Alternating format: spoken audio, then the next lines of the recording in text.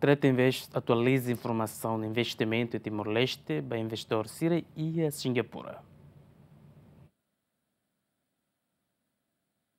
Governo Timor-Leste lihusi Ministério Comércio e Indústria, Embaixada Timor-Leste e Singapura, no Trade Invest, coopera com o Governo Singapura, lihusi Singapura Federation Manufacturing realiza fórum promoção no investimento e a âmbito celebração lorong proclamação independência Timor-Leste, badala hatnu resensia Singapura. Diretor Executivo Trade Invest Arcanjo da Silva hateten, objetivo si fórum ne atu Timor-Leste atualiza informação sira ba investor sira, atu ne bele atrai investor sira ba investi a Timor-Leste. Singapura é investidor potencial.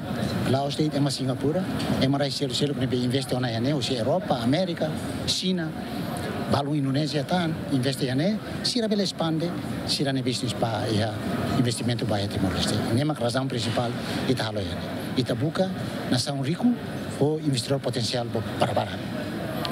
Tamane ma ita halo ya. Ni objetivo principal atu halo saida.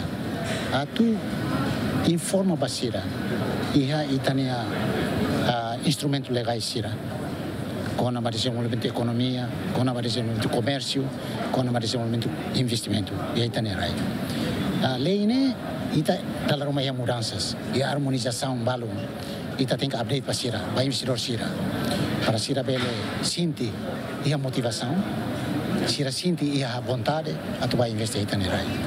Ia forum ne Governador Banco Central Elder Lopes, Diretor-Geral Ministério Comércio e Indústria no Trade Invest, apresentamos conaba ponto situação no potência investimento sira nebe mak Timor-Leste iha. Ia forum ne mos Timor-Leste halo exposição produto no recursos naturais nebe Timor-Leste iha. Romalu Neves, Ziemen.